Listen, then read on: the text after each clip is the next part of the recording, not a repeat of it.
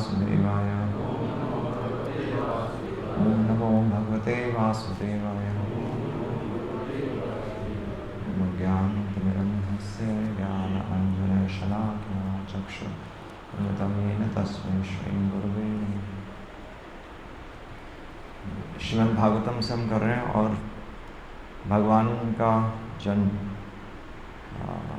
दूसरा अध्याय। भगवान अपि विश्वात्मा विदितां कंसजं भयं यदुनां निजनाथानां योगमायां समादिशत। ये बहुत सुंदर श्लोक है और यहाँ पर बता रहे हैं, शुकदेव गोस्वामी कह रहे हैं कि भगवान अपि विश्वात्मा। तो भगवान कौन है? भगवान तो हम सब जानते हैं कि भगवान अपने धाम में रहते हैं। गोलोक एक निवसति। जो भगवान वहाँ गोलोक में रहते हैं, गोलोक एक निवसति अखिल आत्मा भूता। और वही भगवान कहाँ रहते हैं? हर जीव के हृदय में भी। क्या क्या आ रहा है श्लोक? हाँ, सर्वस्य च अहम हृदय सन्निविष्ट। कि भगवान भगवद गीता में कह रहे हैं कि मैं सभी के हृदय में रहता हूँ। और तो भगवान अपि विश्व आत्मा आ रहा है ना, विश्व की आत्मा है, तो विश्व के अंदर प्रवेश भी करते हैं। इसलिए उनका एक नाम विष्णु भी है, जो कि विश्वति मतलब प्रवेश कर जाते हैं। तो वही भगवान हर जीवात्मा में प्रवेश क्यों कर जाते हैं? भगवान तो वहाँ पर भी बैठ के चला सकते थे सृष्टि, पर भगवान हर जीवात्मा के हृदय में प्रवेश क्यों कर जाते हैं? विश्वात्मा। भगवान का अंश है। हाँ ठीक है, भगवान का अंश है तो भगवान तो वहाँ से भी चला सकते थे ना। भगवान हर जीव के हृदय में प्रवेश क्यों करते हैं? और यहाँ लिख रहे हैं भगवान अपि विश्वात्मा। आंसर है, कोई दे रहा आंसर? मानस? आत्मा की आत्मा है वो तो ठीक है, वो तत्व दृष्टि से है, रस दृष्टि से। हाँ, नोट करते हैं उपदिष्टा अनुमंता चा, ठीक है, वो भी आंसर, वो और क्लोज आ गया, बिल्कुल सटीक आंसर यहाँ अभी हमने श्लोक में गाया है। भगवान प्रवेश क्यों करते हैं हमारे हृदय में? हाँ, चैत्य गुरु काफ़ी क्लोज आ गए, अब थोड़ा सा और हाँ, अल्टीमेटली जीवन, तो वो आ गया। और एग्जैक्टली मतलब जो वर्ड्स यूज़ हो रहे हैं, आंसर यही है कि भगवान एक्चुअली क्यों एंटर करते हैं? भगवान अपि विश्वात्मा विदित्वा, यह जानकर भगवान प्रवेश करते हैं। क्या जानकर? नहीं, वो ज़्यादा हो गया। भगवान ऐसा नहीं सोचते कि हर जीव का अंश है। भगवान थोड़ी सोचेंगे। अभी तो ये भगवान यह जानकर, भगवान विश्व की आत्मा है तो प्रवेश कर जाते हैं यह जानकर। तो भगवान तो नहीं सोचेंगे कंस है, हम सोचेंगे कि हम कंस हैं। हमारी दृष्टि से ठीक है। तो भगवान अपि विश्वात्मा विदित्वा कंसजम भयम। भगवान देवकी के हृदय में प्रवेश कर गए, वसुदेव के हृदय में प्रवेश कर गए, यह जानकर कि वह कंस से भयभीत है। तो ये बहुत अच्छा आंसर है, क्योंकि भगवान अपने भक्त की रक्षा करना चाहते हैं, है ना। और तो प्रभुपाद लिख रहे हैं तो कंस कौन है? तो देवकी वसुदेव के लिए तो कंस मतलब कंस ही था, साक्षात कंस था वहाँ पर। हमारे लिए कंस कौन है? हमारा मन या फिर ये सांसारिक जीवन, है ना। ये कंस के रूप में हमारे मन में एंटर कर जाता है ना, तो हम भी इस संसार से भयभीत रहते हैं और भय से फिर हम भागते रहते हैं, भय से ही भाग रहे हैं। और कह रहे हैं कि भगवान अपि विश्वात्मा, क्यों विश्वात्मा है? विदित्वा, यह जानकर कंसजम भयम, क्योंकि देवकी और वसुदेव कंस से भयभीत हो रहे थे। पर ये थोड़ा सा अटपटा सा स्टेटमेंट है, क्योंकि देवकी वसुदेव कंस से कैसे भयभीत हो सकते हैं? है ना।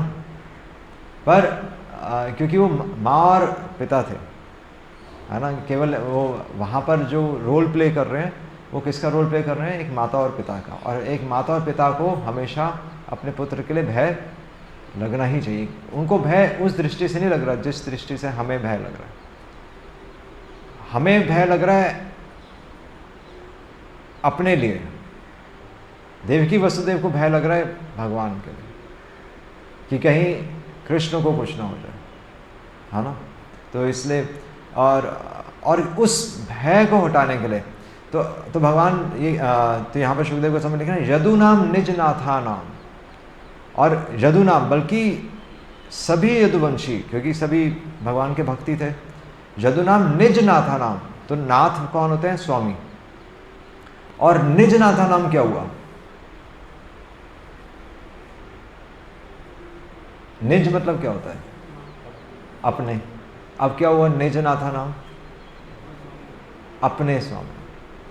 तो अब क्या अर्थ हुआ इसका? अपने स्वामी तो क्या हुआ इसका? अपने स्वामी का क्या मतलब? प्रभुपाद बहुत अच्छा लिख रहे हैं, प्रभुपाद लिख रहे हैं यहाँ पर निज नाथा नाम मतलब क्या है? जिसने उनको अपना स्वामी माना है। अभी भगवान हमारे स्वामी पर हमने माना नहीं, हम संसार में घूम रहे हैं और कभी वो स्वामी बन जाता है, कभी वो स्वामी बन जाता है। एक हमारे स्वामी प्रभु भी हैं, चले गए पर मतलब वही है ना कि भगवान का जन्म कहाँ हुआ था? वसुदेव के हृदय में, क्योंकि उन्होंने भगवान को अपना स्वामी मान लिया था। जिसके हृदय में भगवान का जन्म हो जाए वो उसके लिए निज नाथा नाम। और क्योंकि यदुवंशियों ने भगवान कृष्ण को अपना स्वामी मान लिया था तो वो निज नाथा नाम है। और जब हम भगवान को निज नाथा नाम मानेंगे तब भगवान क्या कहेंगे? तब भगवान क्या करेंगे? तब भगवान करेंगे जो नेक्स्ट है, यदु नाम निज नाथा नाम योग मायाम सम आदिशत। तब भगवान योग माया को बुलाएंगे। योग माया आई थी ना वहाँ पर, तो भगवान योग माया का जन्म और भगवान का जन्म एक साथ ही हुआ था। तो इसलिए श्रील प्रभुपाद लिख रहे हैं, इसलिए मतलब प्रभुपाद थोड़ा सा शब्दों से थोड़ा हमें प्रभुपाद कह रहे हैं कि इसलिए कई लोग शाक्त हैं और कई लोग वैष्णव हैं क्योंकि दोनों का जन्म साथ में हुआ था। पर यहाँ पर लिख रहे हैं योग मायाम सम आदिशता, भगवान ने योग माया को ऑर्डर दिया। और भगवान भगवद गीता में भी कह रहे हैं कि योग माया मेरी शक्ति है। कहाँ कह रहे हैं? हाँ, मम माया दुरतया, क्या श्लोक है? देवी ही ऐसा गुणमयी मम माया दुरतया माम एव ये प्रपदन्ते, कि जो मेरी शरण लेगा मायाम एताम तरंती थे, वो इस माया से ऊपर उठ जाएगा। सिंपल है ना। जिसके हृदय में भगवान का जन्म हो गया वो इस माया से ऊपर उठ जाएगा। और भगवान इसीलिए क्या कह रहे हैं कि जिन देवकी और वसुदेव को कंस से भय लग रहा था, तो अब भगवान योग माया को आदेश दे रहे हैं कि अब क्या करें? योग माया क्या करें? मानस, योग माया क्या करे? हमारे लिए महामाया, यहाँ पर जो माया काम करती है महामाया कहलाती है। वहाँ पर जो भगवान के जो पास्ट टेंस में माया काम करती है वो योग माया कहलाती है। योग माया भगवान के लिए रसवर्धन करती है। महामाया का भी यही काम है कि भगवान के लिए रसवर्धन करती है, पर वो हमारे जीवन में चलता है इसलिए हम उससे डरते हैं, पर एक्चुअली वो हमारी हेल्प कर रही है। तो इसलिए अब नेक्स्ट श्लोक में क्या आ रहा है कि गच्छ देवी, भगवान ने क्या आदेश दिया योग माया को? गच्छ देवी, कि देवी, हे देवी जाओ, हे देवी जाओ, वज्रम भद्रे, और व्रजवासियों का भद्रम, तो भद्रे मतलब उनका कल्याण करो। किस तरह से कल्याण करो? हाँ, नहीं थ्योरी है ना, मैं प्रैक्टिकल पूछ रहा हूँ क्या माया किस तरह से, योग माया किस तरीके से व्रजवासियों का कल्याण करेंगे, या हमारे लिए, हमारी दृष्टि से, चलो व्रजवासी तो पहले ही भक्त हैं। ये भगवान के पास में तो सभी देवी देवता सब भगवान के भक्ति हैं ना, हमारे लिए हो रहा है। गच्छ देवी वज्रम भद्रे, इच्छा पूरी। हाँ, क्या इच्छा है? भक्तों की इच्छा क्या होती है? हमारी इच्छा, चलो अब थोड़ा कंफ्यूजिंग हो जाएगा इधर उधर। तो उनके लिए क्या करें? गच्छ देवी वज्रम भद्रे गोप गोपीभिर, जो गोप गोपी है, वहाँ पर गोप और गोपियाँ हैं, तो उनके लिए क्या करो? गोप गोपीभिर अलंकृतम। तो क्या करो कि उनको अलंकृत करो। अलंकृत मतलब अलंकार मतलब आभूषण। तो आभूषण से व्यक्ति और सुंदर हो जाता है, नहीं? तो जो गोप गोपियाँ हैं, वहाँ पर जो ग्वाल बाल हैं और जो ब्रजवासी हैं, तो वो तो पहले से ही सुंदर है। श्रील प्रभुपाद लिख रहे हैं कि वो तो पहले से ही सुंदर है, क्योंकि वो भगवान के भक्त हैं। पर और ज़्यादा सुंदर कैसे हो सकते हैं?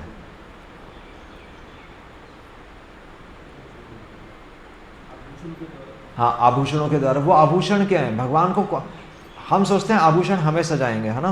पर आभूषण एक्चुअली भगवान को सुंदर लगने चाहिए, क्योंकि भगवान देख रहे हैं ना। भगवान कह रहे हैं हे योगमाया तुम जाओ और उन्हें अलंकृत करो। तो किससे? अभी उन्हें किससे डर लग रहा है?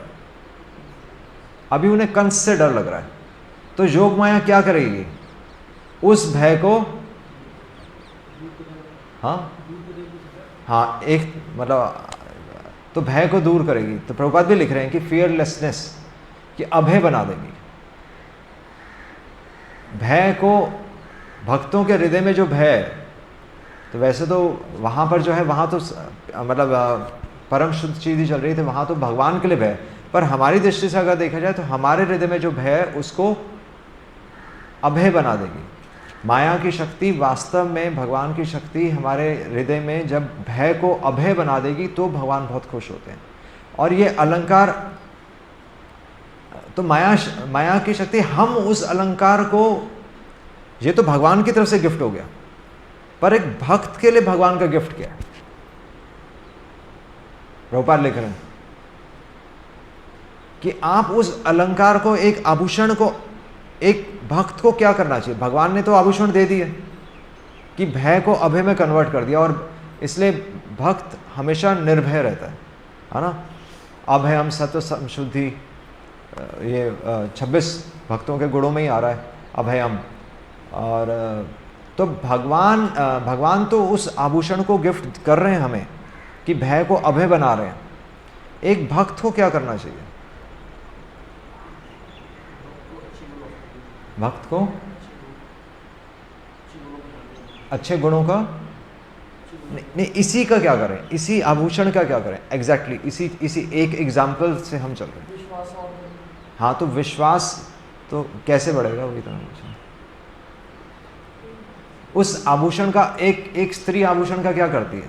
उसे दहेज में आभूषण तो मिलते हैं दहेज में आभूषण मिल गए, या पति ने आभूषण ला कर दिया, अब स्त्री क्या करेगी? हाँ, आंसर आ गया। स्त्री क्या करेगी? संभाल के रखेगी। तो भक्त को उस आभूषण को कैसे, भक्त उस आभूषणों को कैसे संभालेगा? हाँ, तो भक्ति क्या है? भक्ति तो सब जगह लगा सकते हैं। भक्त उस आभूषण का क्या करेगा?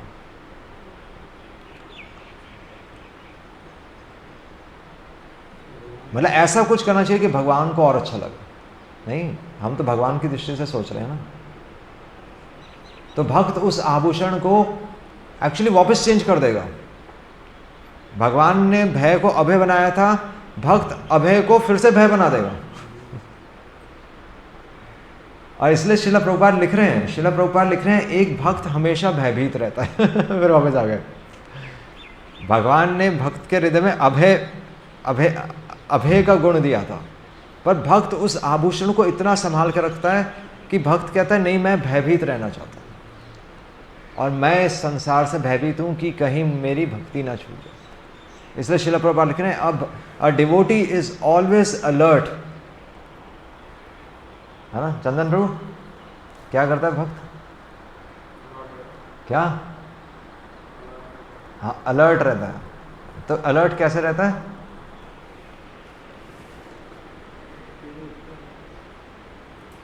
इस संसार से वो भयभीत रहता है, वो चाहता है कि मैं कंस से डर कर रहूं, तो भगवान को बहुत प्रसन्नता होती है। वो प्रभुपाद ने भी बोला था, प्रभुपाद ने एग्जैक्टली यही सेंटेंस बोला। प्रभुपाद ने बोला कि मुझे एक खेद है कि मेरे शिष्य माया से नहीं डरते। प्रभुपाद ये कह रहे हैं। तो ये आभूषण एक भक्त को हमेशा संभाल कर रखना चाहिए, क्योंकि भगवान तो एक भक्त के हृदय में निर्भयता दे रहे हैं, और भक्त तभी प्रचार कर पाता है।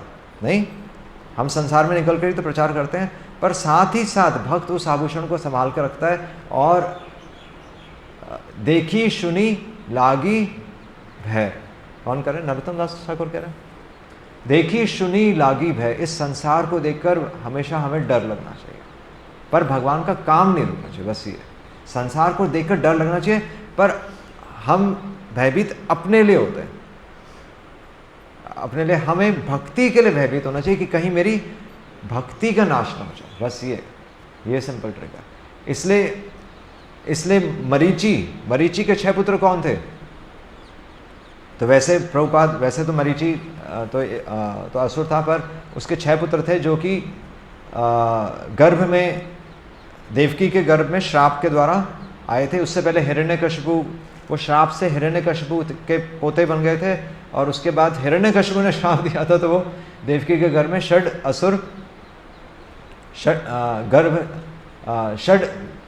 गर्भ असुर बने थे। पर श्रील प्रभुपाद लिख रहे हैं कि मरीचि हमारा मन है, और ये जो गर्भ षड असुर थे, ये कौन है? काम क्रोध लोभ मोह मद मत्सर है। काम वासना, क्रोध वासना, काम क्रोध लोभ मोह मद मत्सर है। तो ये जो कौन है? ये जो अवगुण है, ये जब खत्म होंगे तब संकर्षण का जन्म होगा, यानी कि बलराम जी का जन्म होगा, और तब योग माया और भगवान कृष्ण जन्म लेंगे। तो भक्त अपने हृदय में काम क्रोध लोभ मोह मद मत्सर को कैसे खत्म करता है? एग्जैक्टली यही करना है। भय को पहले हम सोचते हैं कि काम क्रोध लोभ मोह मद मत्सर खत्म करना है, पर भक्त उस आभूषण को संभाल कर रखता है ना? और कैसे संभाल, और बल्कि भगवान को कैसे प्रसन्न करता है? काम क्रोध लोभ मोह मद मत्सर को ही भगवान की सेवा में लगा देते हैं। पहले हम दूर भागते हैं संसार से, और फिर हम इसी काम वासना को, तो काम वासना को भगवान की सेवा में कैसे लगा सकते हैं?